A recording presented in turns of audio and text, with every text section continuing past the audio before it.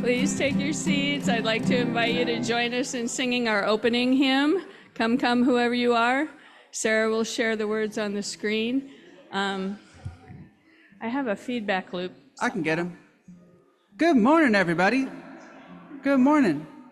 We begin worship the same way every Sunday morning with number 188 in your hardback hymnal, or on your heart perhaps, or Sarah will share the slides on the, I can. Thanks, Carla Bell. Is it there or is it on the computer? I had to set up tech this morning. There's bound to be a goblin or two lurking in the wires. Well, I thought so too. Is that better? It is?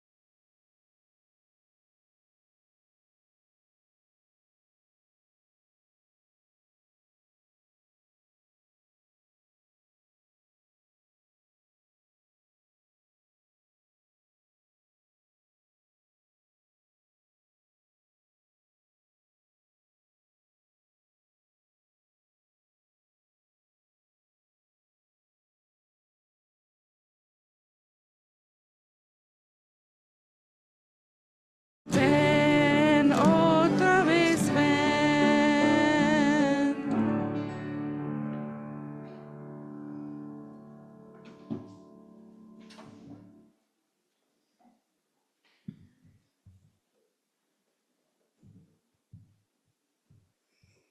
Okay, good morning again. So we are welcoming you. However, we don't have Tom Peterson here, who is our tech guru on Sunday mornings. So if you have issues with technology, Zoom people, let us know. I'll do my best. I have my phone up here. I thought I turned the sound off. Anyway, good morning. Welcome, everybody. Welcome to the multi-platform service at Second Unitarian Church of Omaha. I'm Pam Curtis Smith. My pronouns are she, her. I am an aging female with short hair and reading glasses, and I'm speaking to you from behind a pulpit. I have the privilege of serving as your worship associate. Yay. Our settled minister is Reverend Juniper Meadows. Our Soul Matters theme for the month of November is nurturing gratitude. And we are grateful to those of you joining us as we reflect on the outsized impact that simple actions can have as we strive to connect with others. I'd like to extend a special welcome to those of you who are visiting us in search of a spiritual home. We gather here to connect with others, to challenge our thinking, to live our stated values of justice, equity, transformation, pluralism, interdependence, and generosity, and to create meaning in all aspects of our lives. We're glad you've chosen to join us on this journey.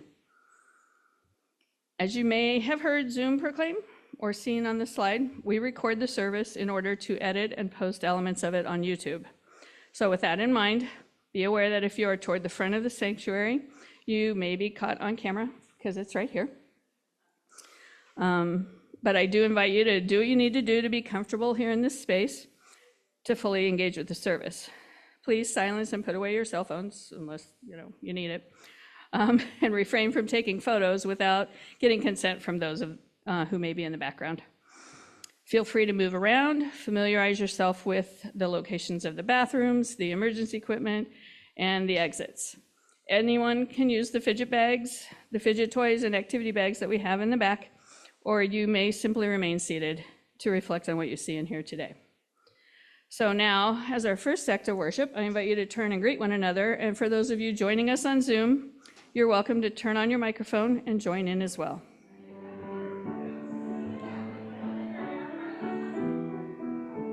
It's really great to hear you all, see you all. Let's pause those conversations for now.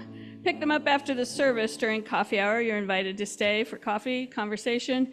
If you're participating on Zoom, you can join via a chat room.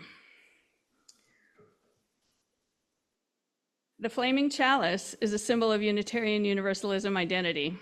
Lighting the chalice signals the entry of this gathered community into a sacred space. I'm inviting Joel Haskins up to please light our chalice while I share these words by the Reverend Michelle Collins. It's called Miracles in Mundane Moments. We light this chalice for eyes that see miracles in mundane moments. May this flame remind us that gratitude grows, not through waiting for extraordinary gifts, but through noticing the ordinary blessings surrounding us daily.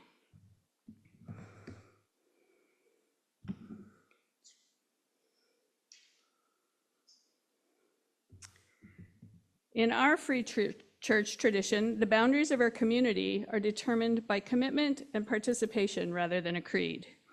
Each Sunday, we choose to recite a covenant, which includes promises that we make to each other regarding how we will be as a community of faith. Please join together in this covenant, adapted from the words of James Villa Blake, as Sarah shares the words on the screen. Love is the spirit of this church, the quest for truth, our sacrament, and this is our covenant, to dwell together in peace, to seek the truth in love, and to help one another believe more fully in life. We also recite the covenant in Spanish to continue our efforts toward diversity and inclusion. Please join in again, do your best. El amor es el espíritu de nuestra iglesia, la búsqueda de la verdad, nuestro sacramento. Y esto es nuestro acuerdo. Que convivamos en paz, que busquemos la verdad en el amor y que nos ayudamos uno al otro a creer más en la vida. Very good. Now I'll invite the dulcet singers forward again for our first hymn. It's in your teal hymnal, number 1010. It's called We Give Thanks. And we sing a bonus verse, which you'll find on the screen, but not in your book. Good morning again, everybody. My name is Reverend Juniper Meadows. I use she, her pronouns. I'm a tall, curly-haired woman with a rainbow scarf hat. I got a lot of rainbow coloration going on, as is common in Unitarian Universalist spaces, but it is my personal pleasure to serve as your settled minister here at Second Unitarian Church of Omaha. And our Director of Religious Education, Ashley Fuson, is away with our YRUU youth group at Sacred Heart Catholic, is that right, church? That's right, yeah. Learning about Catholicism and our tradition of having our youth go to different traditions. We used to call this neighboring faiths. I believe we have a different name for it these days. But nonetheless, they're doing that. We're here, and Ashley has left us with a wonderful video about the essence of gratitude, which... Oh, dancing bears. How am I supposed to compete with this? Just joking. It was a cold December Saturday morning around 1994. Not too long ago for some of y'all. Feels like a long time for me. My mother was a single certified nurse assistant caring for myself and her aging parents. I was 5, maybe 4, going on 5. She shook me awake and hurried me onto a school bus waiting outside our little country home. And I had no idea what was happening. We stopped at a Walmart, and an older teenager took me around and asked me what I wanted for Christmas, and then this was purchased and wrapped up and put under my Christmas tree, and I didn't really know what was happening. No one told me that we were participating in Operation Reach, which was a program in Appalachia. There may be similar programs around here, but it became rather expected as the years would go on. We participated for 4 or 5 years, I believe. I also didn't know that we relied on food pantries and government assistance to put food on our table or to purchase kerosene, which was a really important thing way back then when you didn't have central heating. Looking back on my life from the very beginning, it is this patchwork of care knit by so many hands that have loved me thus far, people whose faces I cannot remember, whose names I never learned, but whose love is indelibly marked on my past and my present too. I imagine anyone who grew up relying on the care of their neighbors and their family due to poverty or for any particular reason, and really anyone who took an honest observation on their life could see, no matter how young or old you are, the touch, the mark that love has made on each and all of our lives. Before I go to speak on gratitude, I want to be very clear about what I'm not speaking about, define things by negation. I am not speaking of gratitude as an easy or casual thing that all of us can simply pick up in equal measure. I am not intent on suggesting that one just be happy, and I am certainly not keen on telling anyone to just be nice. There is something off about suggesting one simply be grateful without a clearly defined connection to some source of gratitude. And for folks who live on the margins or on meager means, gratitude advised on its own is just a sky full of trumpets on a broken land. All parade, no presents. This is not a hashtag gratitude kind of gratitude. It's too big for the reductive forces of social media or the configurations of algorithms. So let us here speak of a different kind of gratitude, a deeper form of gratitude, a grounding kind of gratitude. Sometimes we might get hurt or scared often enough with reason, and enough of this over enough time can lead some of us to a kind of cynicism that makes gratitude feel like a cheap salve to the pains of the world or to our own hearts. It gets hard to trust when it feels like everyone's out for themselves. It gets hard to trust the heart of life itself when we get sick or lose someone special. Certainly it becomes hard to configure and live into a perspective of gratitude when you cannot trust. Gratitude and trust are related. A lack of trust erodes relationships, of course. A relationship itself is the very bones of trust, and so we forget, kind of just rust in the air. Love help us when we forget, though. It might be the only thing that can help us when we forget, when we find ourselves in those places of despair. So we've talked about what gratitude is, and not this sort of cheap thing you might see on social media. It's something deeper. What are we talking about? I reckon you've got many ways to consider it. A simple definition search comes back with the quality of being thankful, readiness to show appreciation for and return kindness, from the Latin gratis, meaning pleasing or thankful. To feel something positive in relation to a kindness past that calls us to respond in kind, like the bear said, not necessarily expecting something in return. This isn't transactional. It's deeper than that. It ignites a kind of feeling in one. Pride, I think, is often what gets in the way of us asking for help. We don't want to be a vampire or a victim. But of course, needing help does not render us any sort of burden, particularly as receiving such help might ignite within us that most noble of fires, right? Gratitude. A fire which once lit can light 1,000 candles without itself being diminished. Margaret Fuller, actually I'm getting ahead of myself, evolutionary biologists note that while many animals engage in these reciprocal actions, it is particularly ubiquitous across primates, from bonobos to lemurs to you and me. Our order of creatures on the tree of life often practices sharing, exchange, and cooperative, even communal living. This is part of what it means to be a primate. Hard-coded as it is into our animal condition, gratitude goes well beyond any kind of plasticized thank you. Margaret Fuller writes in Women of the 19th Century, gratitude is not the meek acknowledgement of favors, but the glad exchange between equals and the greater work of love. Just as true in the 21st century as it was for her so long ago. Gratitude is fundamentally the emotional expression of reciprocity, that which leads us towards pro-social, spiritually grounded, emotionally resilient, generous, and valued living. On a more modern note within our tradition, UU minister Reverend Galen Gingrich in God Revised writes, gratitude is the fundamental religious emotion. It reminds us that we exist only in relationship to the natural world, to other people, and to the mysteries that give rise to existence itself. The fundamental religious emotion. Sit with that for just a second. How does that land for you?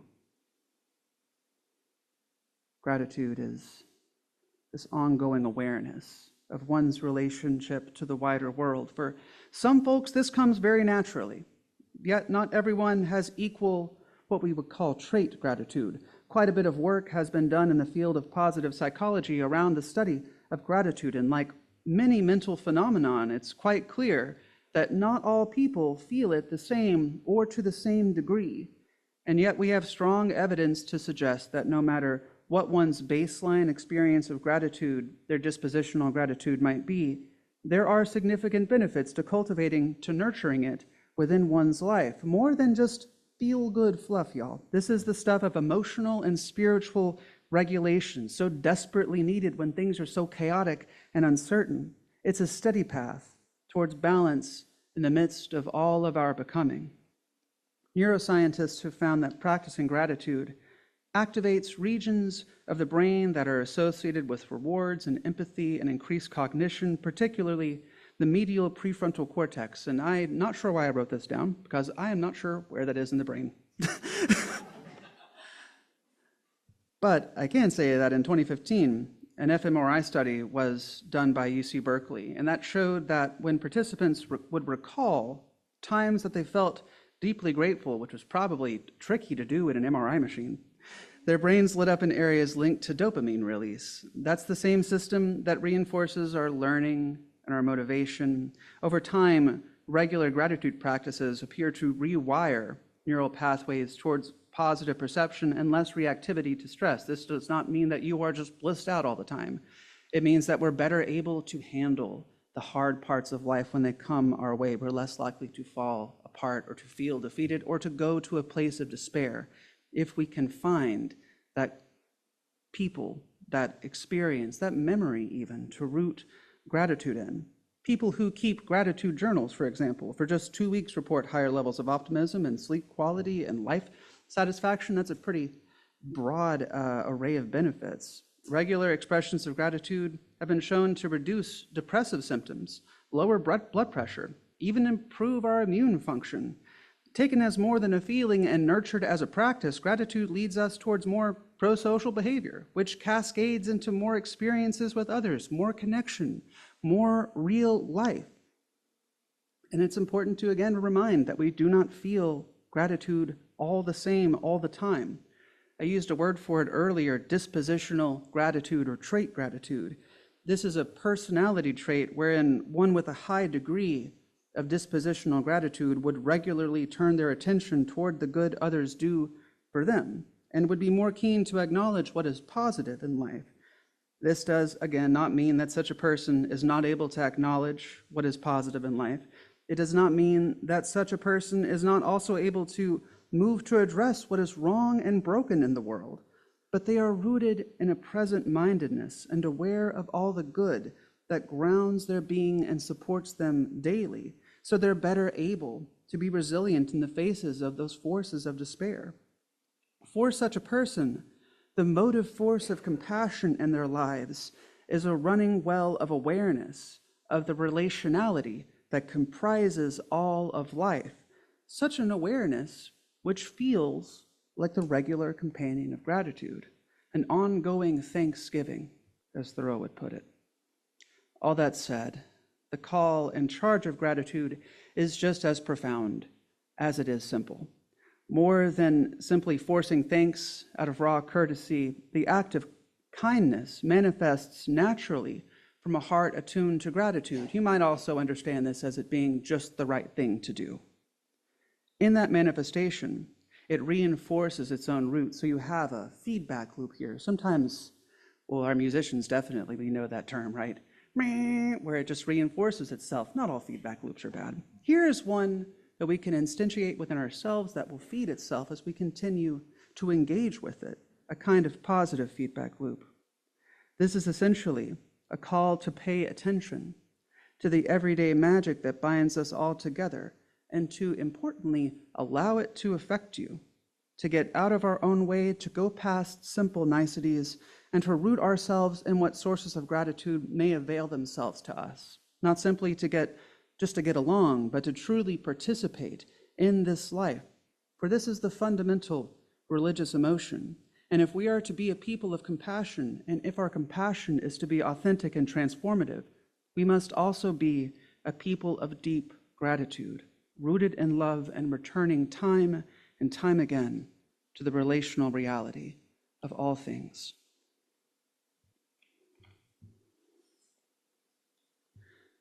Now, very briefly, friends, I did mention that our youth are at Sacred Heart today. And I also want to announce that we have our Just the Basics after worship today. So if you're brand new, this is your first time to Second Unitarian, please join me and some church leaders in my office for cookies and conversation. We may not have cookies, I may false promise. But we will have coffee though, and we will have conversation. Do pass through, friends. I cannot wait to get to meet y'all. We are collecting for street outreach. You can find many of our announcements in your green folder here. And also, we have our little free library is once again a little free pantry. So do go check that out, friends. Maybe get on the Discord and sign up to help in its maintenance. I know we have at least 2 people, Heidi and Wesley, but if you are interested in this kind of service, this kind of ministry, we could use your hands. And now I'm going to invite Linda. Would you like to come forward? Our Share the Plate recipient for this month, the Sienna Francis House, and Linda is going to tell us all about it. Good morning. Thanks for having me. I'm Linda Toomey. I'm the Executive Director of Sienna Francis House. And I'm going to spend about 3 minutes talking with you about what we do at Sienna Francis House. My pronouns are she, her, and hers. And I also am a middle-aged woman and would be very gray if I didn't cover it up. So at Sienna Francis House, we are 50 years old this year, started in 1975. And our mission is to welcome all who are experiencing homelessness and to empower them on their way to housing. This morning, as we talked in the presentation before and listening about gratitude, we're extremely grateful for partners like you and the work that we do. I don't think that everyone embraces welcoming all quite the same. At Sienna Francis House annually, we serve over 3,150 individuals. Many of those individuals are living in extreme poverty. There are also individuals who are experiencing mental health issues, may have substance abuse disorders, and or have been involved in the justice system. We serve those 3,000 plus people in a few core programs. The first one is emergency shelter. We have an emergency shelter that we operate 365 days a year, 24/7. We joke around, the light is always on. The light is always on. We've never closed. We've never stopped serving people. Through COVID, we had a blizzard in March that we didn't have power for 30 hours in some parts, and we kept serving individuals because that's our commitment to welcoming people, providing them a safe place to be. Through our shelter program, we also provide meals. We provide 400,000 meals annually at Sienna Francis House. That's about 1,200 meals a day. We are serving 550 individuals on our campus. And in shelter, not only do people have access to safety and a place to be, they also have access to case management. We want to help people in their homelessness as quickly as possible. We also have a street outreach team who is working with Threshold, and I know those donations to street outreach are extremely appreciated, who are working with people who are unsheltered, living in tents, living in encampments, and trying to move them directly into housing or get them to come into shelter or find some other place than being on the street. We have an addiction therapy program at Sienna Francis House called Miracles. Miracles has 80 beds for men and women, and we're a little unique when it comes to addiction therapy in terms of, one, we're a longer term program. People generally are with us about 4 months instead of 30 days, and we've never charged people for treatment. In the 30 years that program has been offering, we believe people need access to services. Same with our shelter, which is why we don't screen individuals out and we welcome all. We believe people should have access to treatment. So we want people to come in, get the treatment they need to gain sobriety, to get jobs, and to have housing when they leave that program. And then our last kind of core program is our permanent supportive housing, where we have 98 units through our cottages program and studio apartments on our campus that we offer people who've been chronically homeless, who have a disability, long-term housing. And that long-term housing has two key components: case management, because these are individuals who would not stay housed without case management, and rental subsidies, so that they can afford the housing that they so need. So at Santa Francis House, this work is done through many. A couple things that we always want to acknowledge is we have about 2,600 volunteers who provide services at Santa Francis House annually, serving a meal, bringing meals, working on our dock, doing lots of things for us, painting, cleaning, meal service, you name it. Those 2,600 volunteers provide about $500,000 of support through their volunteerism, and that means a lot to us. And then it's partnerships like this, donations, clothing, used items that we're able to redistribute to people who need clothing. Those partnerships are equally as important. So we really have deep gratitude for all of you in the community that helps us do this work, because we cannot do it alone. And I just want to say thank you for having me. And if you have any questions, please let us know.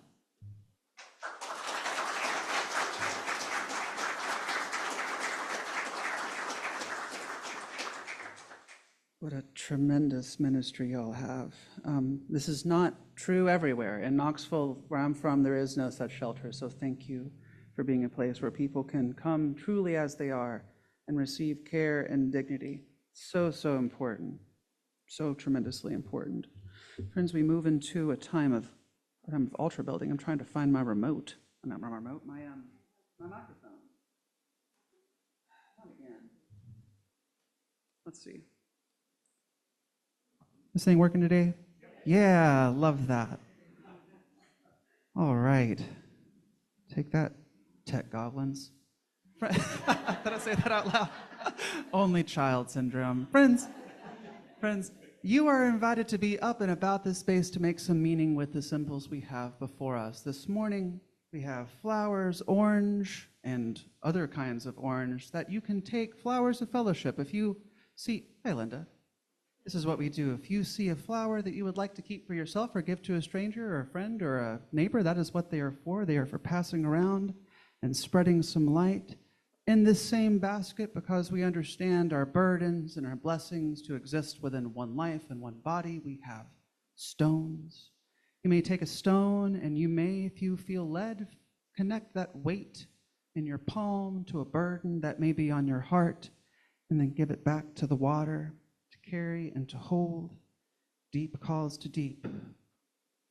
If there is something in your life you'd like to shine a little bit of light on, come and take a stick and give it to the candle. Sometimes it takes just a second. And then give it to another candle. Just like gratitude, right? Note that the flame is not diminished as it is taken from. Gratitude is a lot like this as well. All of these stations are recreated on the back table as you came in. You saw those. If you'd like to not be on camera or to come in front, that's okay. Those stations back there are available to you. There's also a whiteboard which you may be able to draw on if there's room. Importantly, friends, we have our book of life here, and you can write whatever you want in the book of life: a prayer, a poem, a brief reflection. You can sign your name. You can stay anonymous. Friends, on Zoom, your chat box is the chat box of life. So what you write in the chat box or in the book of life will be shared in an extemporaneous prayer of the people following altar building. And of course, we take our offering up during altar building as well. We just heard of our wonderful Share the Plate recipients, Santa Francis House. Thank you so much, Linda. And Street Outreach Pete Miller, who is not here today. We know Pete helps with Street Outreach too, so do help contribute to the sustaining ministry of our community, friends. It is so, so needed. And this time is yours. So I'll invite our instrumentalists forward and invite you to be about this space just as you are. If you are, wherever you are, friends, as sacred a place as any. So make this time your time. Holding our friends going through those losses and care, reach out If you need someone to reach out to you, friends, pastoral care and community care is available. All you but have to do is ask, and we will respond. May Tom and David be held in love, and may all that is written, and all that would be spoken, and all that remains quiet in the heart be honored, be noble, be righteous.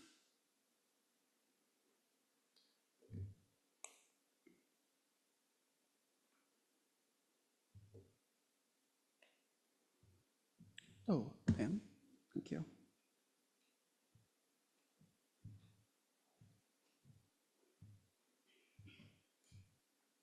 I have a reading I'd like to share. It's a poem written originally by Wisława Szymborska in Polish. This English version is by Joanna Trzeziak. Not sure about the pronunciation there, but excuse me a second. It is called Miracle Fair. Commonplace miracle that so many commonplace miracles happen. An ordinary miracle. In the dead of night, the barking of invisible dogs. One miracle out of many. A small, airy cloud, yet it can block a large and heavy moon. Several miracles in one. An alder tree reflected in the water, and that it's backwards, left to right, and that it grows there, crown down, and never reaches the bottom, even though the water is shallow. An everyday miracle. Winds weak to moderate, turning gusty in storms. First among equal miracles, cows are cows. Second to none, just this orchard from just that seed. A miracle without a cape and a top hat, scattering white doves. A miracle, for what else could you call it? Today the sun rose at 3:14 and will set at 8:01. A miracle less surprising than it should be. Even though the hand has fewer than 6 fingers, it still has more than 4. A miracle, just take a look around. The world is everywhere. An additional miracle, as everything is additional, the unthinkable is thinkable.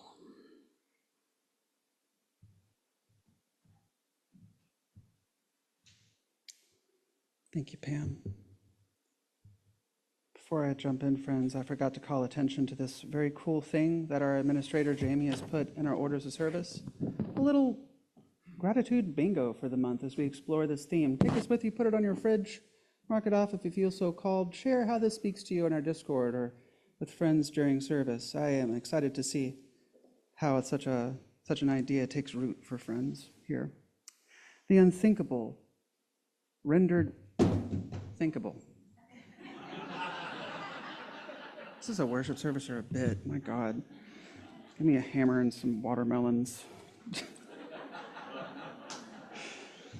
That's a Gallagher joke. The unthinkable rendered thinkable. The complex made simple. The Spirit made living by a turning of our awareness, and we are reminded and we return. Anyone who has ever found themselves in and then on the other side of a time they once thought unthinkable will know the shift in awareness that can arise when one's burdens are lifted and their needs are met by the hands and the hearts and the skills of others. While the alleviation of a suffering is, of course, one way we may awaken to gratitude, it is far from the only path. But it is the one that most all of us will eventually find ourselves towards. This is why older folks who have struggled with illness are often, not always, but can be wise, and why we should listen to them and respect our elders. This world is lousy, though, with everyday kinds of miracles, and yet we so often breeze right by, falling under our attention or listing low on the level of importance. Our cultural condition in particular seems content only to hurry us along, lest some dollar go unearned or some content go unconsumed. From something as stunning as a sunset to something as innocuous as the door being held open for you at the grocery store, there are no shortage of opportunities to connect to that which would grow our gratitude and deepen that awareness of that perpetual thanksgiving. We've spoken to the why health benefits, pro-social feedback loop, but the how can remain elusive for many of us. Journaling and mindfulness were named, but these can be hard to be consistent with because they seldom bear immediate fruits, can be boring. We might have to force our way through a little bit. Save for those of us possessed of a great deal of this dispositional gratitude, this does call for the emotional and spiritual elbow grease. It's a kind of work.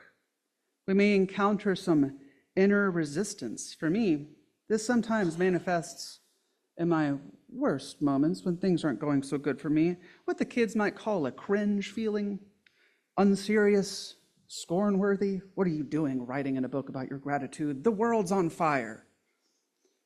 Come on, Juniper. Personally, I have to slip through those cynical boundaries. Those boundaries built to protect me, by my own heart, even as they mark a kind of wound. Perhaps you know what I'm talking about. I sure hope you don't, but I imagine some people very well might. We have to go past these cynical boundaries that we might touch upon that realm of the heart where love shines, bit by bit, effort by effort, just like a stream can erode a canyon, so that we may touch upon those realms of what lies deepest. The resistance is lost with time because the fruits become apparent, but the cynicism falls away because it's not helpful or useful, really. Gratitude is far more useful than a cynical barrier. I'm reminded, as I often am, of this lovely poem by Rumi, which I've definitely read before here, called The Sunrise Ruby, translated by a fellow Tennessean, the late Coleman Barks. Barks and Rumi write together. My pages are out of order. This happens sometimes. In the early morning hour, just before dawn, lover and beloved awake and take a drink of water. She asks, do you love me or yourself more, really? Tell the absolute truth. And he says, there is nothing left of me. I am like a ruby held up to the sunrise. Is it still a stone or a world made of redness? It has no resistance to sunlight. This is how Halaj said, I am God, and told the truth. The ruby and the sunrise are one. So be courageous and discipline yourselves.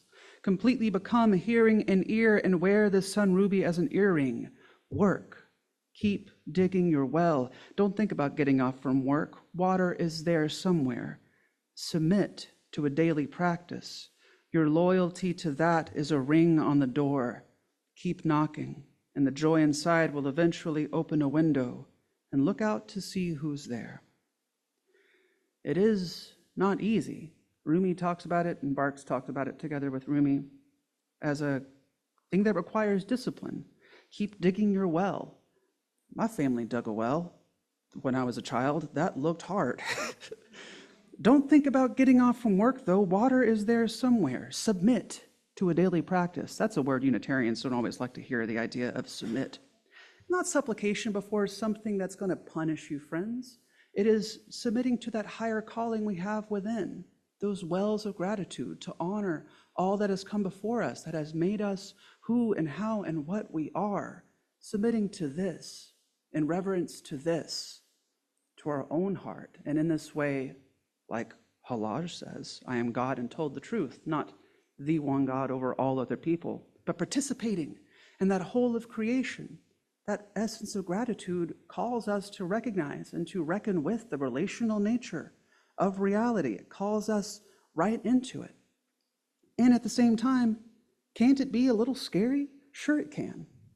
Sure it can. It requires trust, right? And trust requires vulnerability. And vulnerability might make us feel like we're going to get hurt. We're going to be disappointed. We're going to forget, especially if we have constructed a self-identity that is about our own merits and our own successes. Well, then naming that other people helped us become who we are can be a little threatening. Who am I? If not self-made, if not stitched together on my own merits, bootstrap, blood, sweat, and tears, who am I then? Well, you're a human being, and you're loved beyond words, of course. All of us, each and every one of us, no matter if we grew up with a silver spoon in our mouths or relying upon government assistance or some other form of living, all of us can honestly look back on our life and find the mark that love has made, the seams where people stitched us back together or made our lives possible. This is at once liberating, but it may also cause us and force us to lose a little bit of that kind of pride that gets in the way of asking for help, of accepting or reckoning with gratitude. I kind of think about it the way people sometimes report the feeling of seeing the pale blue dot photo from Voyager 2. You might be familiar, we've talked about it here before, where the space probe looked back and saw Earth suspended on a sunbeam, tiny, insignificant in the great darkness. And for some people, this makes people feel that's a lot of space. That's a lot of space, a kind of macrophobia. And for other people, and often enough for the very same people, it evokes a sense of tremendous specialness for everything that's ever happened that we know about. It's right here on this earth, this blue boat home. How about that? Both of these things can be true. Both of these things can be true. The individual who is never just an individual alone, but is made up of relationships, physically, emotionally, dare I say spiritually, and yet in the midst of all of that remains an individual. So it is that great spiritual truths are often paradoxical. They can be a little confusing, a little overwhelming, but this one is relatively simple, right? For it is to recognize where we come from, to root ourselves in that which sustains and makes us possible, and then to feel it.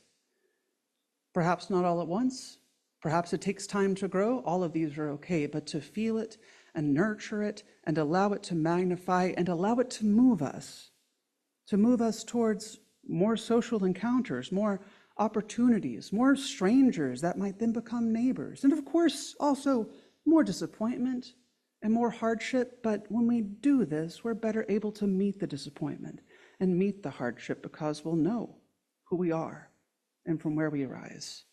It's a simple thing, a simple gift, you might say.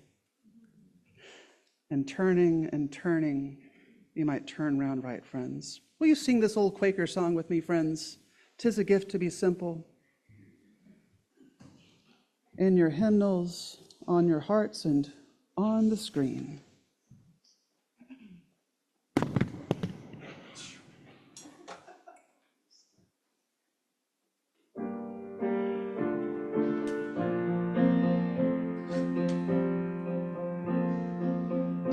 Tis a gift to be simple, tis a gift to be free, tis a gift to come down where we ought to be. And when we find ourselves in the place just right, 'twill be in the valley of love and delight.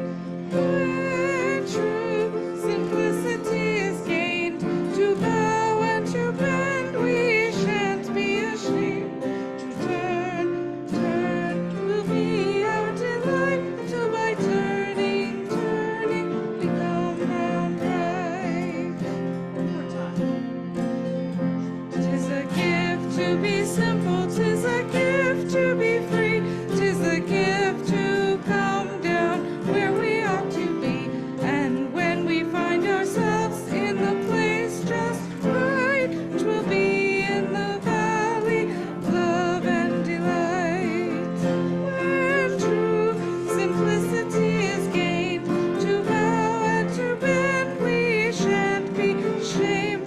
To turn will be our delight, till by turning, we come round right.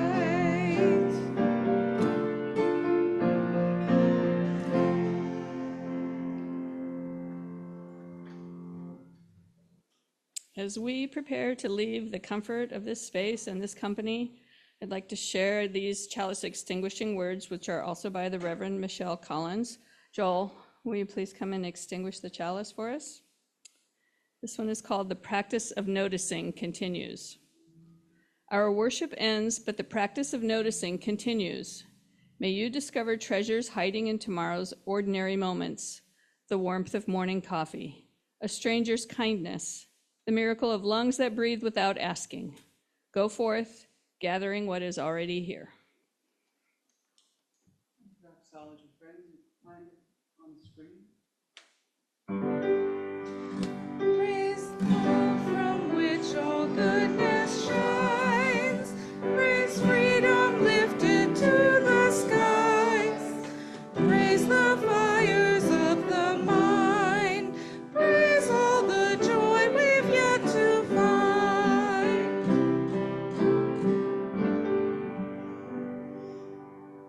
Prophetic Church, this world awaits your liberating ministry. As we go from this place, let us be fools for love and pilgrims for justice, and until we meet again, may we rock, roll, and move towards that spirit of beloved community on the horizon.